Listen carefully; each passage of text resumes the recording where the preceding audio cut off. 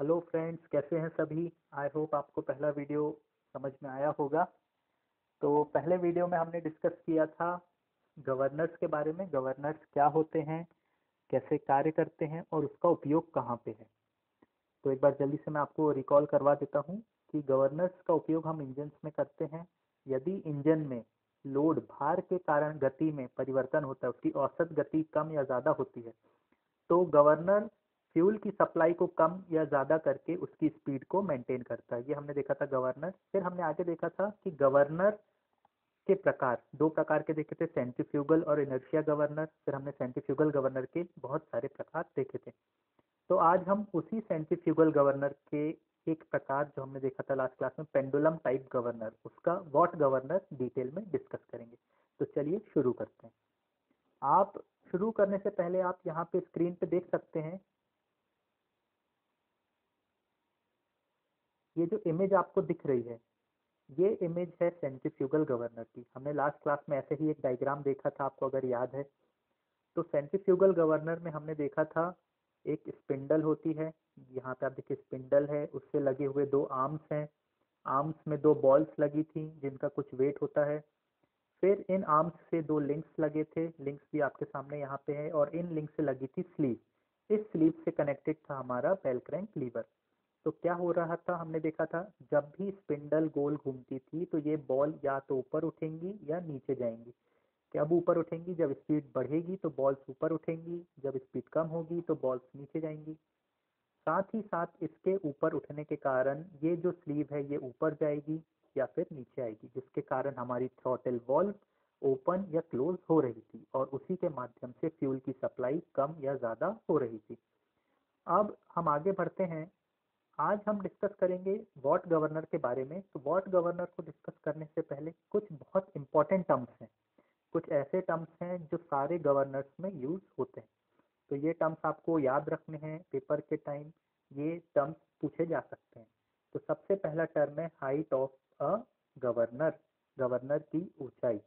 ये टर्म होता क्या है, इसको हम डायग्राम से समझें। जैसा कि हमने लास्ट क्लास में देखा था ये वाला डायग्राम। इस डायग्राम में आप देखिए कि ये जो दो आर्म्स हैं, ये इस स्पिंडल से इस पॉइंट पे मीट कर रही हैं। ये वाला पॉइंट इनका पॉइंट ऑफ मीट है, और ये जो बॉल है इसका केंद्र है यहाँ पे। अब जहाँ पे ये दोनों आर्म्स इस स्पिंडल से मीट कर रही हैं और ये जो बॉल का सेंटर है, इसकी वर्टिकल ऊंचाई, इस वर्टिकल हाइट को बोलते हैं हाइट ऑफ गवर्नर। इसको हम डिनोट करते हैं स्मॉल एच से, एच मीटर्स। ठीक है। तो हमको इंक्लाइंड नहीं नापना है, हमको किस तरीके से लेना है, हाइट वर्टिकल। तो ये आप ध्यान में रखना। तो हाइट ऑफ गवर्नर क्या है, वर्टिकल हाइट। किसकी हाइट?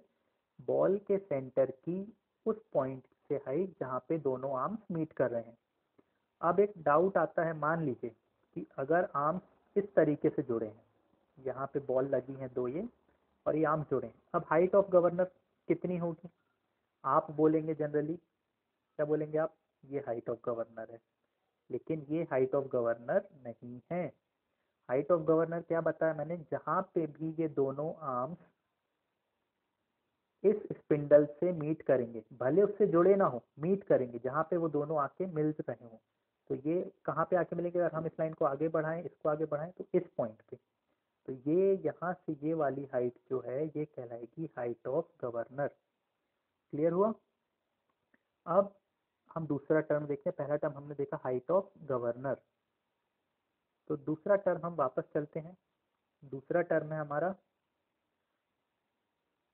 Equilibrium speed. ठीक है, equilibrium speed.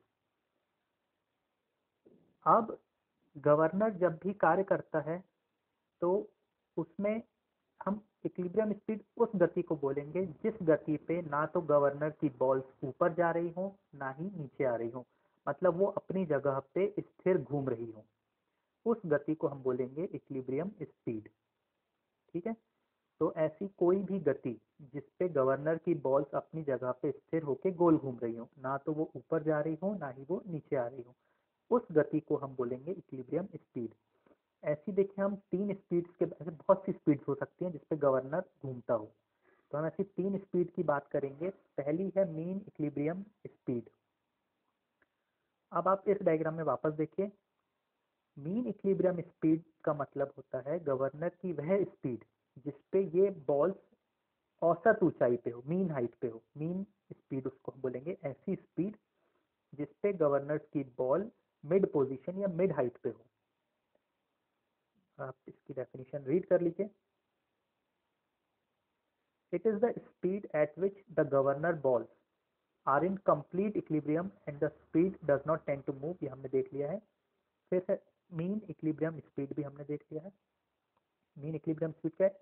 Speed at the mean position of the balls और द स्लीव। औसत ऊंचाई पे जो गवर्नर्स की स्पीड होगी, मतलब जब ये बॉल्स, दो कंडीशंस हो सकती हैं। बॉल्स एक तो अधिकतम ऊंचाई पे हो, ये बॉल्स मैक्सिमम ऊंचाई पे हो, या फिर बॉल्स एकदम नीचे हो। तो इन दोनों के बीच की जो पोजीशन होगी हम उसको बोलेंगे मीन पोजीशन। तो ऐसी स्पीड जहां पे ये बॉल्स मीन पोजीशन पे रोटेट कर रही हैं, उस स्पीड को बोलते हैं मीन इक्विलिब्रियम स्पीड। दूसरी एक स्पीड ऐसी होगी कि गवर्नर सबसे ज्यादा ऊंचाई पे होगी, जो एकदम मैक्सिमम पोजीशन होगी बॉल्स की। तो उस जिस स्पीड पे बॉल्स मैक्सिमम हाइट पे होंगी उस बोलेंगे उसको हम मैक्सिमम इक्विलिब्रियम स्पीड।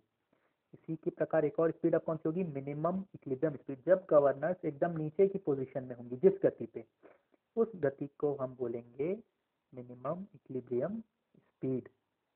तो ये तीन चार टर्म्स हमने देख लिए, height of the governor, equilibrium speed, mean equilibrium speed और maximum and minimum equilibrium speed.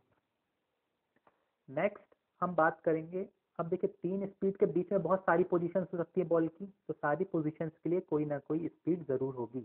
तो हम बेसिकली हमें तीन स्पीड देखना है। एक मीन इक्विलिब्रियम स्पीड, मतलब ऐसी स्पीड जिसमें जो बॉल है वो मिड पोजीशन पे हो।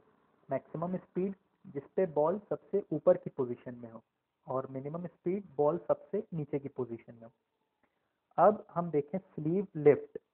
जब भी बॉल ऊपर या नीचे मूव करती है, ठीक है, ये बॉल ऊपर या नीचे मूव करती है, तो ये जो स्लीव है ये भी साथ में मूव करती है। तो ये जितना ऊपर और नीचे ट्रेवल करती है उसको बोलते हैं स्लीव लिफ्ट। लिफ्ट का मतलब ऊपर या नीचे जाना है ना। तो स्लीव कितना हाइट चढ़ सकती है या उतर सकती है उसको हम बोलेंगे स्लीव लिफ्ट। तो ये टर्म क्लियर हुआ? ठीक है, अब हम आगे बढ़ते हैं। तो ये हमारा डायग्राम लास्ट क्लास में डिस्कस कर लिया था। अब हम बात करेंगे पहला जो हमारा इम्पोर्टेंट गवर्नर है, वॉट गवर्नर। आप इसके डायग्राम में देखिए ये वाला वॉट गवर्नर की क्या खासियत है कि इस गवर्नर में ये जो स्लीव है, ये स्लीव का भार बिल्कुल नहीं होता। मतलब हम स्लीव के ऊपर कोई भी भार अलग से नहीं लगाते, और साथ ही साथ इस स्लीव का खुद का भी भार हम मानते हैं कि वो ना के बराबर है। तो यहाँ पे केवल और केवल किसका भार होगा? इन बॉल्स का। ठीक है, यहाँ पे केवल इन दो बॉल्स का भार होगा, बाकी किसी भी चीज का भार हम मानेंगे कि उनका भार बिल्कुल भी नहीं है। तो ये वॉट गवर्नर, तो वॉट गवर्नर में केवल आपको एक ही भार से मतलब है, वो है बॉल का भार। और स्लीव का भार कितना है वॉट गवर्नर में? बिल्कुल नहीं है, इसके ऊपर कोई वेट नहीं लग रहा है। अब इसका आप कंस्ट्रक्शन देखिए वॉट गवर्नर का। ये स्पिंडल आपको दिख रही है बीच में, स्पिंडल से यहाँ पे देखिए दो आर्म्स लगे हैं, आर्म्स में दो बॉल्स लगी हैं, फिर बॉल्स से ही दो लिंक्स लगे हुए हैं और इन लिंक्स में लगी है स्लीव। फिर यहाँ से आगे बेल क्रैंक लीवर होगा, थ्रॉटल वॉल्व होगी, ये हमने देख चुका है। तो अब इसकी वर्किंग एक बार और दोबारा देख लेते हैं। जब ये स्पिंडल घूमेगी, जब ये स्पिंडल घूमेगी तो ये बॉल्स या तो ऊपर जाएंगी या नीचे आएगी। उसके कारण क्या होगा, ये जो हमारा स्लीव है ये ऊपर या फिर नीचे मूव करेगा। कब ऊपर जाएगा कब नीचे जाएगा ये आपको पहले की क्लास में बताया है, तो आप एक बार उसको दोबारा देख लीजिए। तो उसके कारण हमारा फ्यूल की सप्लाई कंट्रोल होगी। अब वॉट गवर्नर की हम देखिए न्यूमेरिकल्स बहुत ज़्यादा आते हैं एग्जाम्स में, तो हम इसका न्यूमेरिकल पार्ट थोड़ा सा डिस्कस कर लेते हैं। तो डिस्कस करने से पहले हम कुछ टर्म्स हैं जिसको हम बहुत ध्यान से देख लें। देखिए यहाँ पे स्मॉल एम, स्मॉल एम दर्शाता है mass of the ball in KG. जो हमने दो बॉल्स देखी हैं, यहाँ पे हर बॉल का एक एक बॉल का मास जो है वो कितना है, स्मॉल m kg। तो एक बॉल ये m kg की है, एक बॉल ये m kg की है। ये क्या है, मास, उनका द्रव्यमान। अब बॉल का भार उसको हम दर्शाएंगे स्मॉल w से। स्मॉल w बराबर बॉल का मास इंटू जी। जी आपको पता है, एक्सेलरेशन ड्यू टू ग्रेविटी। ठीक है, गुरुत्वाकर्षण के कारण जो त्वरण आता है उसको हम जी बोलते हैं। तो भार कितना होगा, m इंटू जी। m क्या है, बॉल का भार, m क्या है, बॉल का द्रव्यमान। अगला टर्म जो है बहुत इंपॉर्टेंट है, वेट हम देख चुके हैं W, फिर T, tension in the arms in newton. अब देखिए बॉल, वापस हम डायग्राम में चलते हैं। यहाँ पे आप देखिए ये जो दोनों आर्म्स लगे हुए हैं, जब ये बॉल घूमती है तो बॉल के ऊपर एक बाहर की दिशा में बल कार्य करता है जिसको हम बोलते हैं सेंट्रीफ्यूगल फोर्स। अब केंद्रीय बल आपने सुना होगा जो बाहर की तरफ कार्य करता है, जिसको इंग्लिश में बोलते हैं सेंट्रीफ्यूगल फोर्स। तो जब बॉल घूमती है तो बॉल के ऊपर बाहर की दिशा में एक बल कार्य करता है जिसके कारण इन दोनों आर्म्स में तनन उत्पन्न होता है। ठीक है, तनन को इंग्लिश में होता है टेंशन। तो इसमें जो टेंशन होता है उसको हमने किससे दर्शाया है, टी से। तो नेक्स्ट हमारा क्या था, कैपिटल टी। टी क्या है, tension in the arms in newton. किस में नापेंगे टेंशन को, बल है तो बल को किस में नापते हैं, न्यूटन में। नेक्स्ट पॉइंट है ओमेगा। ओमेगा आपको मैंने क्लास में जब हमारी क्लासेस चालू थी तब बताया था, ओमेगा क्या होती है, कोणीय गति। किसकी कोणीय गति, जो हमारा स्पिंडल घूम रहा है उसकी कोणीय गति, घूमने की दर। तो उसका इकाई क्या थी, रेडियंस प्रति सेकंड। ये हमने डिस्कस कर लिया था। फिर है स्मॉल आर। स्मॉल आर दर्शाता है बॉल की त्रिज्या। ध्यान से देखिए आप यहाँ पे, जब भी ये पूरा जो मैकेनिज्म है ये कार्य कर रहा होगा तो बॉल का कुछ इस एक्सिस से कुछ त्रिज्या होगी, उसको हम बोलते हैं radius. Radius of ball, radius of rotation, घूमने की त्रिज्या। ठीक है, नेक्स्ट पॉइंट हम देखें, FC, centrifugal force on the ball. Ball के ऊपर लगने वाला अब केंद्रीय बल। अब केंद्रीय बल देखिए, अब यहाँ पे आप देखिए ये बॉल है, इसके ऊपर बाहर की दिशा में एक बल कार्य करेगा FC, जिसको बोलते हैं सेंट्रीफ्यूगल फोर्स। नेक्स्ट हम बात करेंगे स्मॉल h, जो आपको बता चुका है, हाइट ऑफ गवर्नर। तो ये कुछ टर्म्स हमने देखे। ठीक है, तो ये पूरा हमने देखा, सारे टर्म्स देख लिए, वॉट गवर्नर में देख लिया। तो वॉट गवर्नर का क्या खासियत है कि इसमें स्लीव का भार 0 है, इसके ऊपर कोई भार नहीं लगा है, केवल और केवल किसका भार है, बॉल्स का। ठीक है, और ये आर्म्स का भार कितना है, नेग्लिजिबल, ना के बराबर। इतना क्लियर है। तो आप देखिए यहाँ पे हाइट ऑफ गवर्नर कितनी होगी, जहाँ पे देखिए हाइट ऑफ गवर्नर क्या है, ये दोनों पॉइंट जहाँ पे मिल रहे हैं, इस पॉइंट से बॉल के केंद्र की दूरी है हाइट। इस वाले केस में क्या होगी, आर्म्स कहाँ पे मिल रहा है, यहाँ पे, तो ये इसको आगे बढ़ाया तो ये हो गई हाइट। ठीक है, ये आपको क्लियर है। इस वाले, हाँ ये वाला लास्ट केस आप ध्यान से देखिए, और ये आपको समझ में आया कि नहीं, ये आप मेरे को कमेंट बॉक्स में बताइएगा।